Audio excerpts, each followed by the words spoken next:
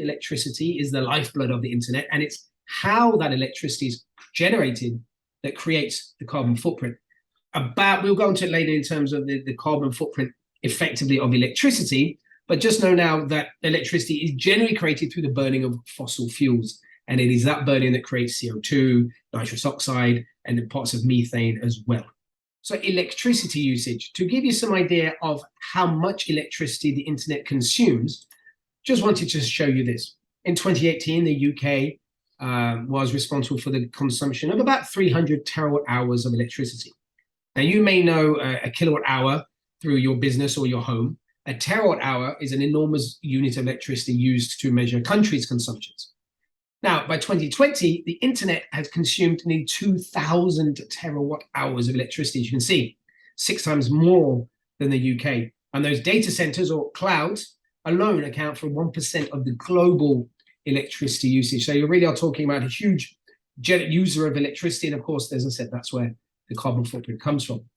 Now, the internet usage, we estimate, is about 3.7% of global emissions. However, the kicker is this. It's expected to double in the next couple of years by 2025. Yeah? It's going to be about 7.5%. So it's the way that the internet is going in data, which we'll touch upon, it's only going one way. It's growing exponentially. And right now, it has a larger carbon footprint than the aviation industry. Yeah? When it's about the jet fuel that is being burnt and things like that, the carbon footprint of the internet is now bigger, and it's going to be way bigger in the next couple of years. Now, given the population of planet Earth is at roughly 7.7 billion, it's estimated now 62% of our population is currently online.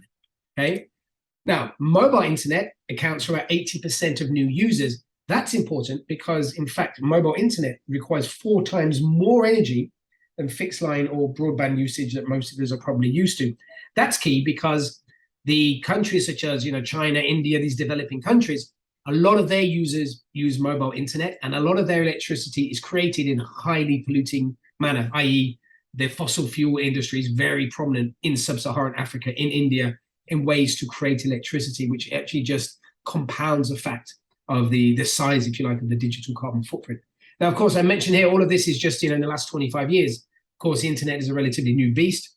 And you can see, coming up to 7.5%, 8% of global emissions in the next couple of years. It truly is a monster polluter.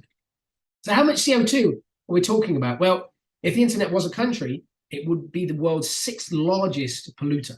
Okay, just imagine that. Okay, and so this kind of again brings back to the problem of who's responsible. We talked about in scope 3. Where was the onus on here? Now, the CO2 from burning fossil fuels on a global scale, 35 billion tons of CO2 is emitted each year by human activity in burning fossil fuels.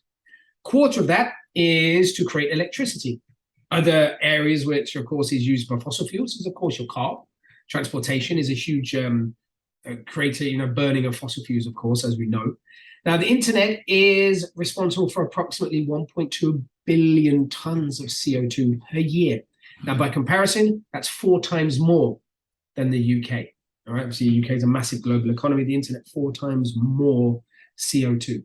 Now, we all contribute, of course we do, whether there's a large business, through individual actions that we take every day without knowing. So, and a good example here, backing up photos and videos to the cloud creates 355,000 tons of CO2 every year. That's obviously using electricity from the devices we mentioned, sending the energy up and down. Almost every day you're backing up photos every day. And of course, this is in a data center, the cloud, which of course requires electricity, which needs cooling and things like that. So this is where the carbon footprint is coming from. So you can see we're all guilty, and we can all do our little bit to help reduce how much CO2 we produce from our internet activities. Now, in this case, if you're an individual, maybe you simply don't back up as often, or simply you decide to delete some photos and videos that you have in the cloud. That will reduce your carbon footprint.